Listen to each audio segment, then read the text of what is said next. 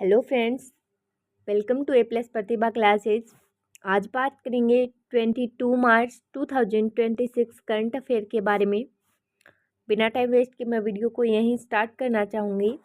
हमारा सबसे पहला क्वेश्चन है 22 मार्च 2026 को पूरे विश्व में कौन सा महत्वपूर्ण दिवस मनाया जा रहा है। इसका सही जवाब रहेगा विश्व जल दिवस यानी कि वर्ल्ड वाटर डे। देखिए ऑप्शन में भी यहाँ पर आपका बिल्कुल टाइम वेस्ट नहीं होगा और 22 मार्च का निचोड़ भी आप वीडियो के थ्रू समझ जाएंगे। आगे है विश्व जल दिवस 2026 की थीम क्या थी। तो वर्ल्ड वाटर डे 2026 की थीम क्या है। तो जल के माध्यम से शांति और समृद्धि। आगे है 22 मार्च 2026 को दिल्ली में कौन सी विशेष अदालती कार्यवाही आयोजित की जा रही है। तो सही जवाब है नेशनल लोक अदालत। देखिए आपको वीडियोस तो और भी चैनल पर मिल जाएंगे, लेकिन क्या चीज़ है जो हमें अलग बनाती है, हम साथ साथ याद करवाते हैं। तो याद करने का ट्राई करते हैं। 22 मार्च को दिवस कौन सा, जल दिवस। कौन सा, वाटर दिवस। समझ में आ गया, जल दिवस। उसकी थीम क्या है, तो जल रहेगा तो शांति और समृद्धि भी आएगी। और 22 मार्च 2026 में दिल्ली में कौन सी विशेष अदालती कार्यवाही आयोजित की जा रही है। तो सही जवाब रह जाएगा इसका नेशनल लोक अदालत। क्वेश्चन नंबर 4 है कर्मचारी भविष्य निधि संगठन यानी कि EPFO ने 2025-26 के लिए EPF जमा पर ब्याज की दर कितनी निर्धारित की है। सही जवाब है लगातार दूसरे वर्ष उसी दर पर, जो पहली दर थी वही रहेगी। आगे है उत्तर प्रदेश में किस स्थान पर CM योगी आदित्यनाथ ने 22 मार्च 2026 को समीक्षा बैठक बुलाई है। तो सही जवाब रहेगा नोएडा एयरपोर्ट, जो वर्तमान में है जेवर एयरपोर्ट। नेक्स्ट है भारत का पहला फ्रेज विलेज कहाँ विकसित किया जा रहा है। सही जवाब रहेगा वाराणसी, उत्तर प्रदेश। अगर वाराणसी ऑप्शन में नहीं होगा तो क्या करोगे, उत्तर प्रदेश। और उत्तर प्रदेश और वाराणसी दोनों ऑप्शन में है तो आपको क्या करना है, वाराणसी।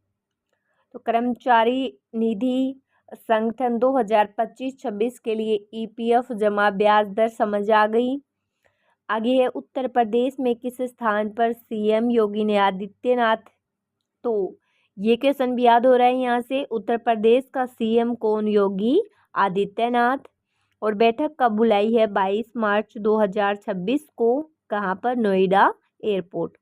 तो भारत का पहला फ्रेज गांव कहाँ विकसित किया जा रहा है। हमारा सही जवाब रहेगा वाराणसी, उत्तर प्रदेश। किस राज्य को पीछे छोड़कर तमिलनाडु 2025-26 या 24-25 में कपड़ा निर्यात में भारत का सबसे अग्रणी राज्य बना। सही जवाब है तमिलनाडु। आगे है 2026 में किस भारतीय शहर में national conference of handlooms and handicraft आयोजित की गई। सही जवाब रहेगा नई दिल्ली। नेक्स्ट है भारतीय सेना द्वारा विकसित सक्षम एंटी ड्रोन ग्रिड किस उद्देश्य के लिए है। तो सही जवाब है सीमा सुरक्षा और ड्रोन खतरे को बेअसर करने के लिए। चलिए याद करने की ट्राई करते हैं इनको। किस राज्य को पीछे छोड़कर तमिलनाडु ने। तो 2025-26 आपको ये सब याद रखिए कि 2024-25 में कपड़ा निर्यात में भारत का अग्रणी राज्य कौन सा है, तमिलनाडु। आगे है 2026 में किस भारतीय शहर में national conference on handlooms and handicraft आयोजित हुई। तो वो हुई नई दिल्ली। और सक्षम एंटी ड्रोन ग्रिड किस उद्देश्य के लिए है। तो उसका ये उद्देश्य है कि सीमा सुरक्षा और ड्रोन खतरे को बेअसर।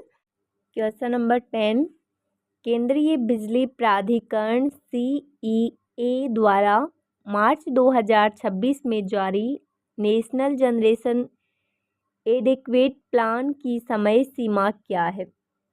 तो एडिक्वेट प्लान की सही सीमा है, समय सीमा 2026-27 से 2035-36। आगे है, किस राज्य ने दिव्यांग व्यक्तियों के लिए सांकेतिक भाषा जो साइन लैंग्वेज है वो विधानसभा में शुरू की? सही जवाब है पंजाब। नेक्स्ट है, जनजातीय क्षेत्रों और स्वास्थ्य सेवाओं को अपग्रेड करने के लिए ओयल ने किसके साथ समझौता किया है? तो सही जवाब रहेगा NSTFDC। तो केंद्रीय प्राधिकरण CEA द्वारा जो 2026 में जारी नेशनल जनरेशन उसके प्लान की सीमा है 2026-27 से 2035-36 और दिव्यांग व्यक्तियों के लिए सांकेतिक भाषा होती है इशारों की भाषा, संकेत की भाषा, तो वो कहाँ शुरू हुई? सही जवाब पंजाब है। और जनजातीय क्षेत्रों में स्वास्थ्य सेवाओं यानी कि जो स्वास्थ्य से जुड़ी सेवाएं हैं उन्हें अपग्रेड करने के लिए OIL ने समझौता किया है। क्वेश्चन नंबर 13, हाल ही में किसे मानवीय कार्यों के लिए सम्मानित किया गया है? सही जवाब है नीता अंबानी। आगे 2025 के लिए साहित्य अकादमी पुरस्कार कितने भारतीय भाषाओं के लिए दिए गए? तो सही जवाब है 24 भाषाओं में।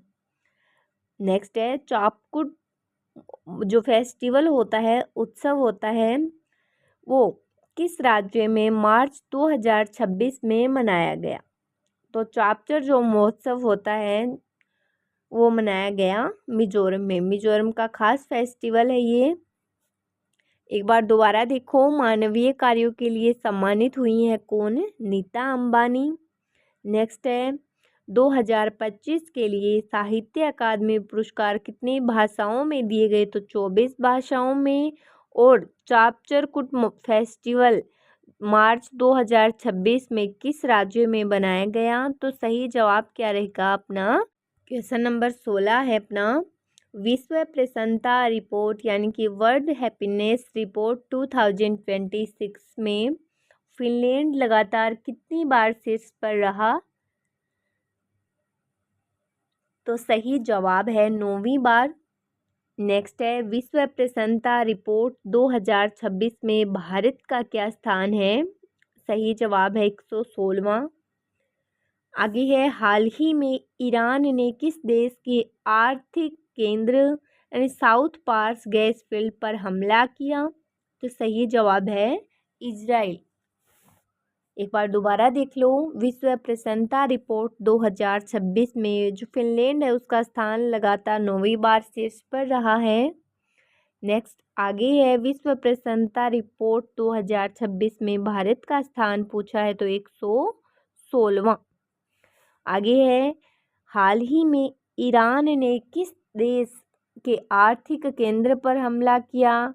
तो क्या जवाब रहेगा? क्वेश्चन नंबर 19 है, 2026 में स्टॉकहोम वाटर प्राइज जीतने वाले सबसे युवा वैज्ञानिक कौन है?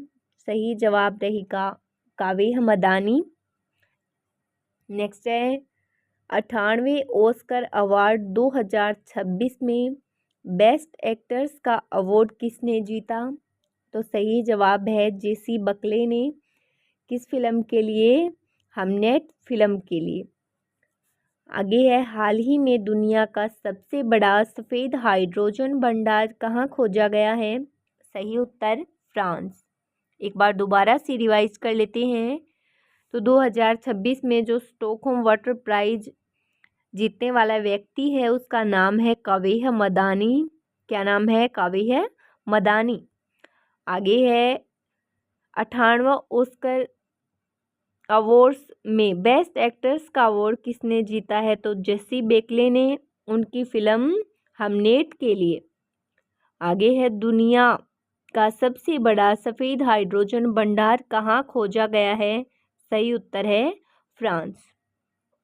आगे बढ़ते हैं, क्वेश्चन नंबर 22।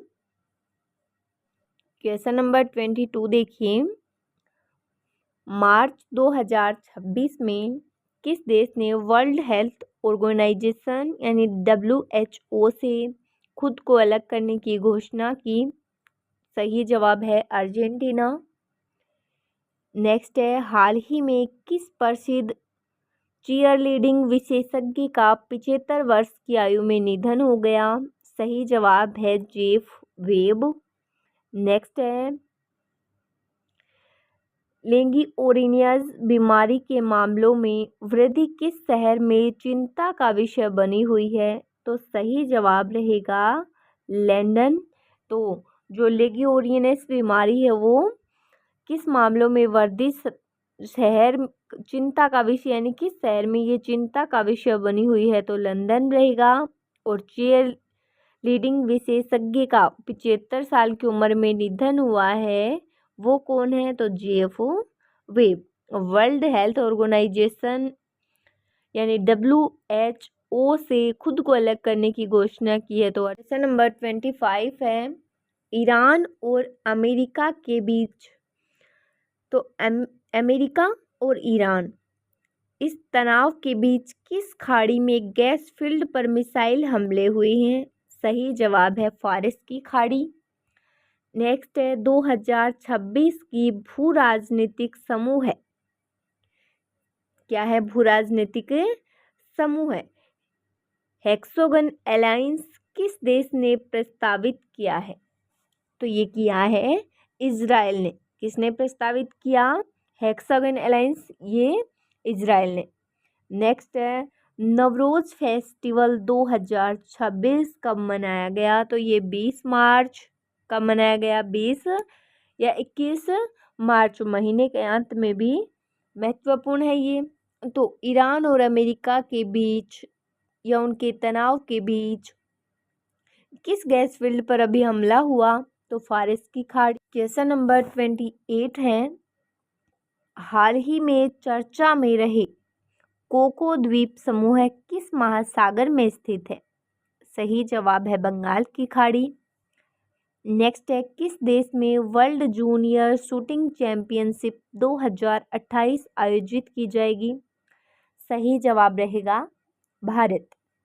नेक्स्ट है, वर्ल्ड हैप्पीनेस रिपोर्ट जारी करने के लिए कौन सा संगठन जिम्मेदार है? सही जवाब है संयुक्त राष्ट्र। एक बार याद कर लेते हैं इनको थोड़ा सा। तो कोको द्वीप समूह किस महासागर में? बंगाल की खाड़ी में। वर्ल्ड जूनियर शूटिंग चैंपियनशिप 2028 का आयोजन कहाँ होगा? भारत में। वर्ल्ड हैप्पीनेस रिपोर्ट जारी करने के लिए कौन सा संगठन जिम्मेदार है? तो संयुक्त राष्ट्र जिम्मेदार है। अब बात करते हैं 22 मार्च को जन्मने वाले प्रसिद्ध व्यक्ति कौन कौन हैं। तो बात करते हैं जो इम्पोर्टेंट है उन्हीं की बात करेंगे, सभी को टोटल लेकर तो हम नहीं चल सकते। तो एग्जाम की दृष्टि से जिनका पूछा जाता है वही डेट ऑफ बर्थ याद करेंगे हम। और स्टार्ट करते हैं 22 मार्च को जन्मे प्रसिद्ध व्यक्ति। तो 22 मार्च 1894 को जन्म हुआ किनका? सूर्य सेन का। कौन थे ये सूर्य सेन? तो चटगांव विद्रोह के नायक और महान स्वतंत्रता सेनानी मास्टर दा थे ये। ठीक है। नेक्स्ट है 22 मार्च 1877 किनका जन्म हुआ? टीवी सुंदरम अयंगर। तो टीवीएस ग्रुप के संस्थापक और ऑटोमोबाइल क्षेत्र के गृहिणी उद्यमी, इनका जन्म हुआ कब? 22 मार्च 1877। नेक्स्ट है 22 मार्च 1882 जन्म हुआ मुंशी दयानारायण निगम। तो दयानारायण का जन्म हुआ, ये क्या थे? उर्दू के प्रसिद्ध पत्रकार, संपादक और समाज सुधारक। आगे है 22 मार्च 1885 जन्म हुआ गुलाम याजदानी का, ये भारतीय पुरातत्व वैज्ञानिक थे। नेक्स्ट है 22 मार्च 1922 चिंतामणि पाणिग्राही, भारतीय स्वतंत्रता सेनानी और उड़ीसा के राजनीतिज्ञ। मार्च को जन्मे व्यक्तियों की अब बात करते हैं 22 मार्च को मरने वाले या निधन होने वाले प्रमुख व्यक्तियों की। 22 मार्च 1971 निधन हुआ हनुमान प्रसाद पोद्दार का, ये गीता प्रेस गोरखपुर के संस्थापक और स्वतंत्रता सेनानी रहे हैं। नेक्स्ट 22 मार्च 1977 निधन हुआ A.K. गोपालन, जो केरल के प्रसिद्ध कम्युनिस्ट नेता और स्वतंत्रता सेनानी थे। आगे है 22 मार्च 2007 मृत्यु हुई उपलूरी गोपाल कृष्णमूर्ति, जो प्रसिद्ध भारतीय दार्शनिक थे। नेक्स्ट है 22 मार्च 2007 श्रीपाद पेंडसे, जो प्रसिद्ध मराठी लेखक थे। ये पूछे जाते हैं इसलिए आपको करवाए जा रहे हैं। नेक्स्ट बात करते हैं कुछ न्यूज़ की जो आज के लिए बहुत ही इम्पोर्टेंट और करंट अफेयर से जुड़ी होने वाली हैं। जल दिवस, वर्ल्ड वाटर डे। आज 22 मार्च को प्रधानमंत्री जल संरक्षण और जल जीवन मिशन की उपलब्धियों पर राष्ट्र को संदेश दे सकते हैं। हाल ही में भारत ने संयुक्त राष्ट्र के एक कार्यक्रम में सिंधु जल संधि यानी इंडस वाटर ट्रेडी को लेकर कड़ा रुख अपनाते हुए कहा कि जब तक पाकिस्तान आतंकवाद पर रोक नहीं लगाता यह संधि स्थगित रहेगी। तो वाटर स्ट्रेटी के लिए ये बहुत ही इम्पोर्टेंट न्यूज़ है। तो वर्ल्ड वाटर डे कब मनाया जाता है, इससे ये क्वेश्चन तो हमें कन्फर्म याद हो। न्यूज़ नंबर 2 है पश्चिमी एशिया यानी कि वेस्ट एशिया। तो संकट पर कूटनीति। अंतर्राष्ट्रीय स्तर पर पीएम मोदी ने लगातार ओमान के सुल्तान, बहरीन के राजा और फ्रांस के राष्ट्रपति जैसे वैश्विक नेताओं के साथ फ़ोन पर बातचीत कर रहे हैं। चर्चा का मुख्य केंद्र क्षेत्र में शांति बहाल करना और लाल सागर में वैश्विक शिपिंग रूट्स की सुरक्षा।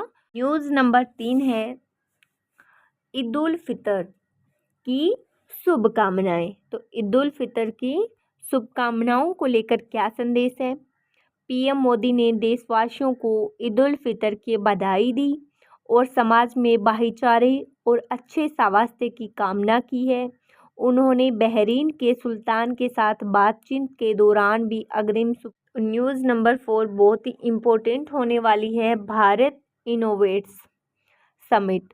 तो 21-22 मार्च को IIT बॉम्बे में Bharat innovates deep tech pro summit आयोजित हो रही है। यह कार्यक्रम मोदी जी ने होल ऑफ इकोसिस्टम यानी कि संपूर्ण पारिस्थितिकी तंत्र दृष्टिकोण का हिस्सा है, जिनमें स्टार्टअप और शिक्षा जगत को एक साथ लाने पर चैत्र नवरात्र और जन स्वास्थ्य संदेश। नवरात्रि के तीसरे दिन पीएम मोदी ने मां चंद्रघंटा की प्रार्थना, पूजा अर्चना और देश की समृद्धि की प्रार्थना की। इसके साथ ही उन्होंने सोशल मीडिया के माध्यम से फिटनेस पर जोर देते हुए लोगों से चीनी का सेवन कम करने की भी अपील की है। तो आप सभी को भी नवरात्रों की हार्दिक शुभकामनाएं। मां चंद्रघंटा आपको जल्दी से जल्दी सफल करें। और अगर हमारी वीडियो आपको अच्छी लगी हो तो वीडियो को एक लाइक और चैनल को सब्सक्राइब ज़रूर कीजिए। ऐसे ही आगे पढ़ते रहिए, बढ़ते रहिए। Thank you so much.